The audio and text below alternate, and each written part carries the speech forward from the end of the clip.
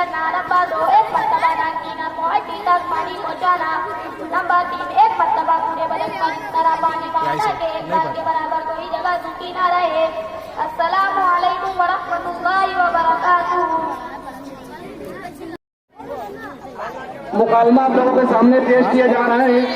बहुत ही सुकून इत्मीनान के साथ इस मुकालमे को समाप्त करें।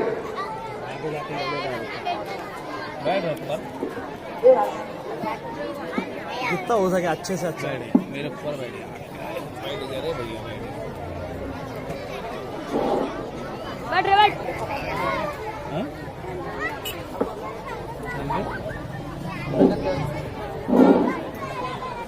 अस्सलामु अलैकुम व रहमतुल्लाहि व बरकातुहू।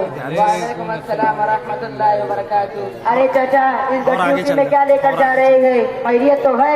बेटा गया था बाजार करने। अरे चाचा, अभी सुबह में बाजार गए थे, क्या आपके बच्चे नहीं है? बच्चों का तो हाल ना पूछो, लड़का लड़की पोता पोती सब मिलाकर 25 बच्चे हैं। मगर एक कहावत है, 100 पुत्र राम की एको नाकाम की, वही हमारा हाल है। तौबा तौबा चाचा, ये कैसे बच्चे हैं? क्या आपने उन्हें दीनी तालीम नहीं दी? नहीं बेटा, हमने सोचा ये अगर हाफिज मौलवी बनेगा तो किसी मस्जिद या मदरसे की नौकरी करेगा तो 2-3 हजार रुपए में खुद क्या खाएगा और हमें क्या खिलाएगा, इसीलिए नहीं पढ़ाया। अरे चाचा, ये तो बड़ी गंदी सोच है। इंग्लिश पढ़ेगा तो खिलाएगा और हाफिज मौलवी बनेगा तो भूखा मारेगा। देखिए मौलाना साहब आ रहे हैं, जरा उनसे मालूम करते हैं।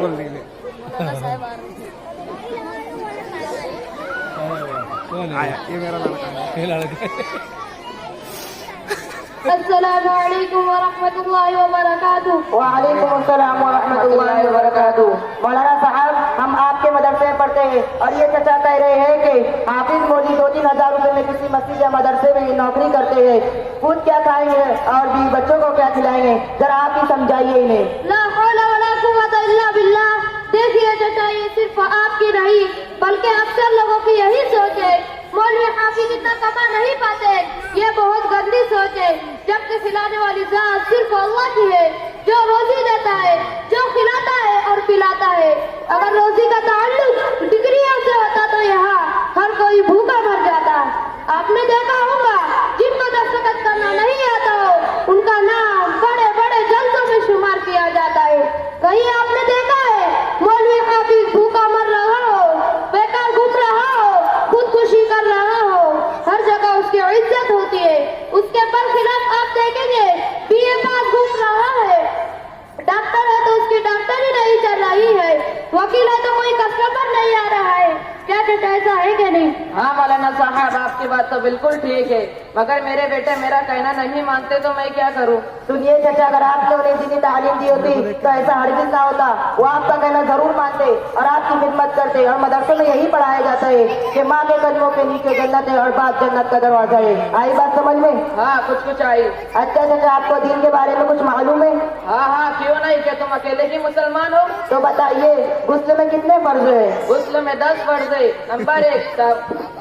नंबर 1 पानी का होना, नंबर 2 साबुनबाजी का होना, नंबर 3 तौलिया लुंगी का होना, नंबर 4 लोटा बाल्टी का होना, नंबर 5 मंजन ब्रश का होना, नंबर 6 सतर को छुपाने के लिए चड्डी का होना, नंबर 7 कपड़े उतार कर नल पर जाना, नंबर 8 बैतुल खला जाना, नंबर 9 वजू करके जुमा की नमाज पढ़ना, नंबर 10 सबसे अहम बात ठंडी में गर्म पानी का होना। ये सब चीज ना पाए जाए तो गुस्ल ना होगा। अस्तगफिरुल्लाह अस्तगफिरुल्लाह। अरे चाचा, गुस्ल में 10 फर्ज नहीं बल्कि 3 फर्ज है। नंबर 1 रोजा ना हो तो गरगरे के साथ कुल्ली करना। नंबर 2 नाक की नर्म हड्डी तक पानी पहुंचाना। नंबर 3 पूरे बदन पर इस तरह पानी बहाना के एक बार बराबर भी कोई जगह सूखी ना रहे। हाँ तो बेटा, इतना कम है, हम तो सोच रहे थे 10-20 होंगे। इतनी अच्छी तालीम तुमने कहाँ से हासिल की? अरे चाचा, आपको पता नहीं, मालदा कॉलोनी में जामिया फारूकिया के नाम से एक इदारा चलता है, वहीं से सीखे हैं। वहाँ पर क्या क्या पढ़ाया जाता है? उस मदरसे में कुरान, हदीस, कलमा, नमाज, दुआ और सुन्नत, मसाइल, अस्माए हुस्ना, इस्लामी मालूमात, सीरत, अरबी और उर्दू, ये सब की तालीम हासिल होती है। अच्छा बेटा, चलता हूँ। अस्सलाम वालेकुम व रहमतुल्लाहि। वालेकुम अस्सलाम व रहमतुल्लाहि व बरकातुहू।